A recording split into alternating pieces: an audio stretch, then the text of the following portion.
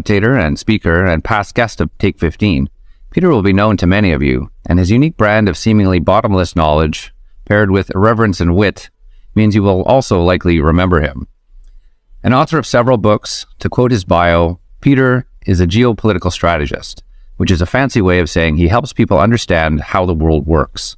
He combines an expert understanding of demography, economics, energy, politics, technology, and security to help clients best prepare for an uncertain future. Welcome to the show, Peter. It's great to be back. Now, I'd like to focus our conversation today, Peter, on your most recent book, which is titled, maybe somewhat ominously, The End of the World is Just the Beginning, Mapping the Collapse of Globalization. It's a broad remit, and working within the 25-minute constraints of our format will be a challenge today, but I'm excited to try. And I propose that we take human history in chunks and start with the first few thousand years. So in your book, you describe the concept of geographies of success and how 3 or 4 factors have really helped shape global politics and regional economies through the millennia. I'm skipping some steps here, but you start with Egypt as an example, then the big imperial nations of the 15th to 19th century and centuries, and finally the rise of the US. Can you start us off maybe by explaining this concept of geographies of success and maybe get us through World War II? Sure. So it largely matters how easy it is to move things around in your system versus other systems being able to reach in to get yours. And the reason I started with Egypt, and it wasn't just because it was the first civilization, but sedentary agriculture was something that required a lot of labor and a concentrated footprint with a good hydrological system, but yet physically separated from everyone else. Because if everyone was doing slave labor to grow food, they were not engaging in national defense. And that technological suite of sedentary agriculture lasted more or less until we get to the industrial era, and then things changed. Then it was all about capital generation, because we all had to build bridges and roads and forge steel. And the best way to reliably get income was to move things around in your own system via a waterway, because moving things on water is about 1/10 the cost of moving them on land, but having sufficient sea access that you can go and interface with other cultures to sell your goods. That lasted up until the current day to a certain degree, but when we got to World War II and its end, the Americans changed the rules of the game. We found ourselves facing off against the Soviets, and we knew that in a battle of numbers we would lose. We were a continent away, an ocean away from where we needed to be. So we needed partners who were willing to die in the trenches, so to speak, as cannon fodder until we could get into play. And that meant we needed an alliance. And we decided the most expedient way to do that was to buy it. So we used our Navy to patrol the global oceans so that everyone could access any part of the international world without having to have a military themselves. And that enabled everyone to trade for the first time without restriction. And that generated the globalized, internationally wired, free trade world that we know. And then on the flip side of that coin, obviously you had the Soviet Union, which is really a drove into command-driven communism as a reaction to that sort of global order that was established. Well, they were the target, so they were not able to access the international system in the same way that we did. And luckily, they were not ideologically geared to try to compete in that space. Had they been, it might have turned out a little bit different. So we come out of the Second World War, and we've got this new sort of world order where you've got the global security of the U.S., providing that kind of security blanket for the rest of the world to begin trade. And I guess the other sort of major factor that was at play there was, of course, demographics. So can you talk a bit about how those two in conjunction have kind of given us the last 70 years? Well, in many ways, there are two sides of the same coin, globalization and demographics. So in the world before World War II, if you did not have oil and steel, or oil and iron ore and coal and food, the chances were that you were a colony, because you certainly didn't have the strength to challenge an empire. But with globalization, you only needed one of the 4, and you could trade for the other 3. And so we all started industrializing, we all started urbanizing from different starting points and at different paces, but we all started down the same path. You fast forward that a while, and it changes how national economics work. Because when you live on a subsistence farm, kids are free labor, you have a whole bunch of them. But when you live in town with an industrial job, you're probably living in a condo, and then kids are really expensive habits, and adults aren't stupid, so we had fewer of them. You play that forward 75 years, and we've had a massive demographic shift in the wider world. It started out when a lot of these countries had a lot of people that were young in their 20s and their 30s back in the 60s, 70s, and 80s. And that generated all the labor you could have possibly wanted and all the consumption you could have wanted. But they kept aging. Nobody was having kids. And by the time you got to the 2000s and the 2010s, we had a lot of cultures that had a lot of people in their late 40s to early 60s, so were rich, but there wasn't anyone to consume the stuff they produced, so they had to export it. What's happening this decade is a lot of countries are moving from that mature worker phase to mass retirement. And we don't have an economic model for what happens when you don't have workers of any age or consumers of any age. And so we know that the German system, the Chinese system, the Korean system, the Italian system, the Japanese system is going to end as we understand it this decade. And with globalization breaking down because of the failure of demographics, the only reason it might survive is if you get a large country with a huge navy and a lot of 20, 30 somethings to share everything with everyone. And that would have to be the United States. But we now have had 3 presidents in a row that have gotten progressively more nationalistic and populist in economic matters, with Biden being the most populist economic leader we have ever had.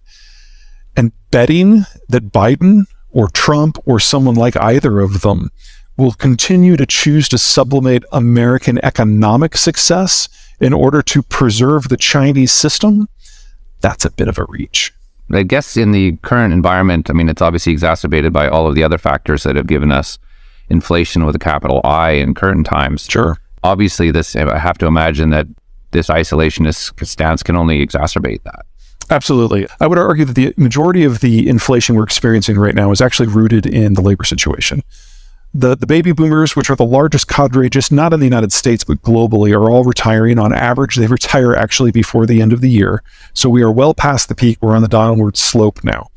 And that means we have lost not just the capacity to produce goods in mass, but also to generate the capital that's necessary to keep the entire system running, whether that's for credit card debt or borrowing to build an aircraft carrier battle group. The cost of capital everywhere is going up pretty sharply right now. This is not a one-off. This is not the Federal Reserve. This is demographic. This is people moving into retirement and taking their capital with them, liquidating their stocks and bond portfolios and going into much more conservative, low-risk things like T-bills and cash. This was always going to happen. Now it is happening. So we have a capital crunch, a consumption crunch, and a production crunch all at the same time. On top of that is the political impulse for greater control over our own economic destinies. You can call it mercantilist, you can call it nationalist or populist, really doesn't matter. We're all looking at different interpretations of the same thing. What it is popular. The Biden administration is in the process of firing the starting gun, if you will, on doubling the size of the American industrial plant, because we're going to need that in a world where China and Germany cannot function in the way we've become used to it. But yes, that means that in our constrained labor environment, we have to employ a lot more people. And that means that inflation has nowhere to go but up for a very long period of time, at least 5 years. So one of the release valves for that demographic challenge is immigration. Sure. Which of course is, not always in tune with the politically where the parties want to go there. So what about immigration as a substitute for birthright? Like, is that a way that we can get around? Maybe we have a few pro-immigration nations around the world that could sort of create a younger workforce just through policy. In the mid to long term, that is absolutely true, but in the short term, it's not possible. So 2 things here. Number one, our single largest source of migration for the last 50 years has been Mexico.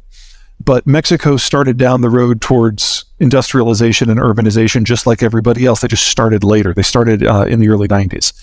Well, the early 90s was 30 years ago, which means that Mexico's birth rate halved about 25 years ago and never recovered. So net migration from Mexico to the United States has actually been negative for 12 of the last 13 years, and I doubt it's ever going to recover. So our normal one-stop shop is gone. That means we have to go to the Eastern Hemisphere and recruit. And that means we need a conscious, congressionally mandated immigration policy, because we can't just pretend that there's no immigration and leave the southern border open. People actually have to get here from a different hemisphere. The problem we're facing right now is we're also going through a political transition in the United States. Every generation or so, we have enough accrued changes to our system, either through changes in culture or technology or geopolitics, that the factions that make up our parties move around. The last big time it went down, it was in the 1930s. We had the Great Depression, we had World War II, and before that transition, big business were all Democrats and African Americans were all Republicans. They switched. What's going on today is we're in a tug of war between the Democrats and the Republicans over who gets organized labor. And the issue that organized labor cares about the most is immigration. So no one at the national level from either party wants to touch migration whatsoever until our internal political placement is settled. That's not going to happen in the next year or two. We're probably looking at having to wait until the next presidential election, not 2024, 2028. So we are missing a wonderful opportunity right now while all of the world is in flux and people are looking for a place to land, and it's just not going to be here for a bit yet. So on that, do you have any concerns about the future of democracy in the U.S. and really around the world? We've seen a lot of sort of populist success. Some have come in and come out again. Obviously, we saw Brazil go left to center in the last election, but any thoughts on that? For the United States, I'm not overly concerned. We go through these phases, like I said, every generation or two, and part of the reason why it seems so dire is that the parties themselves are breaking down, and this has happened 6 times before. We will get through this. It's just that it's a 5 to 10 year process, and we're like year 6 of it right now. So unfortunately, we still have some time to go, and you add in social media, and we're all screaming at one another. And with Elon taking over Twitter, what content moderation there was is now gone. And I think everybody has noticed that in their own feeds, a lot of the crazy is back, which is very unfortunate in my opinion. But we will get through this. Why do I think we will get through this? Because we had 8 years of a failed presidency under Obama, and we got through it. We had 4 years of a failed presidency under Trump, and we got through it. Now we have Biden, who lots of people have lots of opinions. I don't think he's anyone's favorite. But compared to the last 2 people, he's great because he's actually trying to be president. You might not like his policies, but he actually shows up to work and talks to people, which is something the last 2 didn't do. So I would actually argue that we were well on our way to coming out. And if you look at the midterms, the American preference for rotating and for not liking extremism came through loud and clear. Doesn't mean you have to like where we are. Doesn't mean you have to like where we've been or where we're going. But this is what American democracy feels like. This is normal. The rest of the world is the rest of the world. If we really do experience a breakdown in global trade, there are a lot of countries out there that are going to be facing things that are an order of magnitude worse than what we went through with subprime or the Great Recession.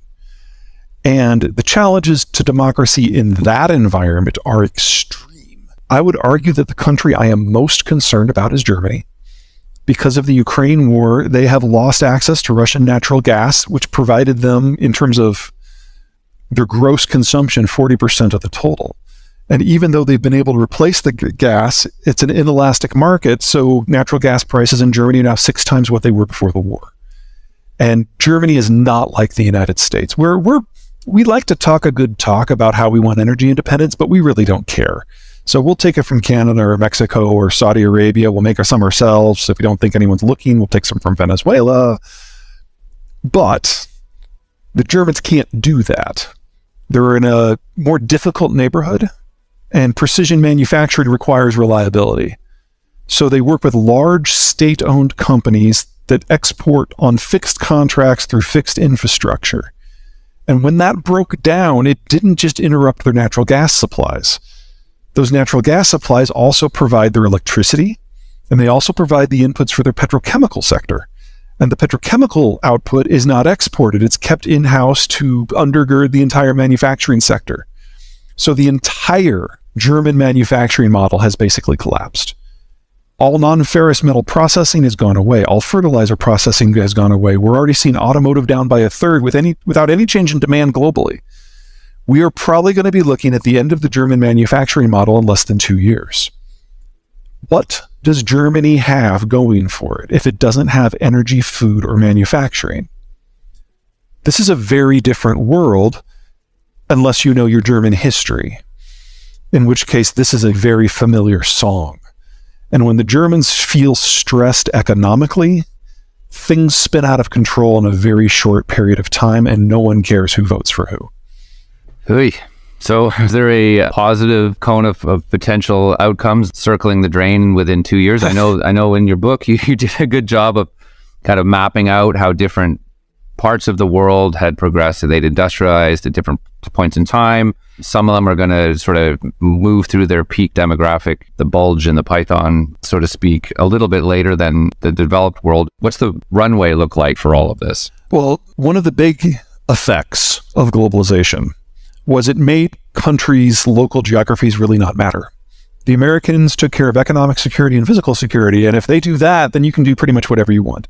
And this has enabled countries like Germany and Korea to do very well for the last 75 years. If the Americans step back from that, if geography matters again, if demographics are still in flux and declining, it's not a great picture overall, certainly not on average, but there are plenty of places where the geography is actually really good. And there are some places where the demographics are just fine. And those places, freed of the competition from those places that have basically been subsidized by the American strategic order, they're going to do great. So, I'm a big fan of the United States. We've got the best demography in the rich world. We've got ocean moats. We've got a great partner in Mexico that is not just proximate, but demographically robust. I can see any number of economic sectors in the North American space doing great. I think we're going to double the size of our industrial plant over the next 5 years. I see our presence in food and agricultural markets exploding because we're going to be some of the very few positions in the planet that can actually maintain or even expand output. In the European space, watch the Scandinavians. They are not, for the most part, integrated with continental Europe, certainly not with the Germans. They've got their own energy supplies from the North Sea, and they've got excellent relations not just with the Brits, but with the Americans as well. So I can see in some way a degree of economic association that could work for them very, very well, especially if Russia loses this war. In terms of East Asia, look to Japan, not because it has a great geography for economic development, it doesn't, or a good demography, it's the oldest in the world, but the Japanese saw the writing on the wall, and they realized that their demographics were terminal, and they realized that economically, if they couldn't part with the United States, it wasn't even worth trying. So they got a humiliating trade deal with the Trump administration. And then when the Biden administration came in, they communicated that they have no desire to change the terms. They have found a way to get along with both sides of the American political aisle in the midst of our transition. That is a big achievement, and they managed to pull it off. So they're now part of the Friends and Family Network and kind of piggyback on the strengths of North America. Southeast Asia looks great to me. They're going to pick up a lot of the manufacturing that the Chinese and Europeans are going to drop.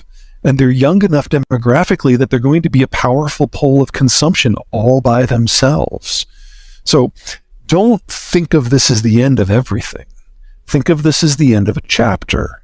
We're moving into a new era where the rules have shifted, and what makes up a geography of success is going to look a lot more familiar to what it did before 1945 than in this artificial period from 1945 to 2020. Is there anything we can learn from Japan's desourcing strategy when they saw their demographic collapse and went to desourcing, set up plants, Toyota plants, and then through the US and elsewhere? Or is it just too late for that? There are some countries that might, emphasis on the word might, be able to pull it off. The advantage that the Japanese had is they started this back in the mid-1990s. They realized as early as 1985 that their demographics were terminal, which incidentally is about the same time they turned terminal in Germany. And they started working on things to make it better. So that is automation, that is outsourcing or desourcing or whichever sourcing you want to call it.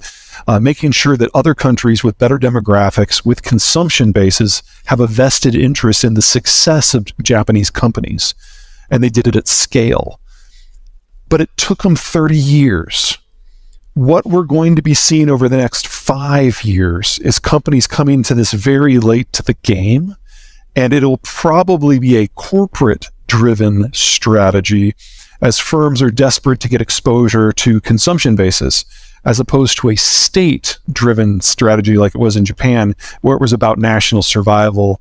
And that's a very different list of countries. So to a degree, I can see the Brits and the Dutch pulling that off, but that's a really small carry. Those aren't huge countries, and the Brits actually have a pretty healthy demography by European standards already. Germany can't do this. It's too late. And there are more people in Germany in their 60s than their 50s, than their 40s, than their 30s, than their teens and children. So the scale of displacement that would have to happen is beyond the capacity of Germany to finance, and it would destroy the German employment base anyway, but they're going to try. BASF is probably the best current example. They're in the process of literally dismantling their chemical facilities in Germany and shipping them over to Louisiana in a desperate attempt to generate enough petrochemical outcomes that they can then export those outcomes back to Germany to try to save the country's development model. But that would require a build-out that would be faster in the next 2 years in Louisiana than what the Nazis did at the height of World War II. So color me skeptical.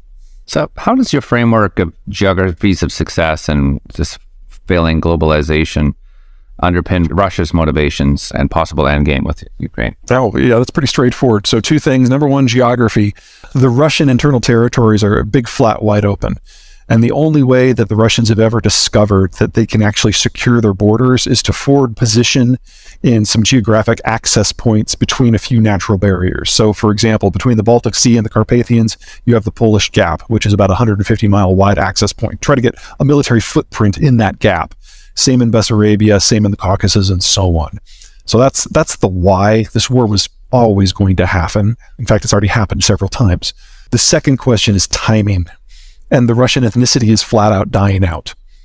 And if they didn't act this year, I would argue that the Russian military would have not had enough 20-something Russian men to draft to even attempt the war in the future. So it always had to happen. It probably always had to happen right now. So I want to ask you about where you put your money, but before I get there, in this environment, we're getting to that. But I have a question that's basically cocktail party fodder that I have, and reading and analysis, and I can't seem to come across anybody who can give me a straightforward answer on where all the KFC workers have gone. How did that labor shortage pinch in such a way that folks in entry-level positions, surely they're not all off in school and graphic designers now? Like what? Actually, they are. Where did all those people?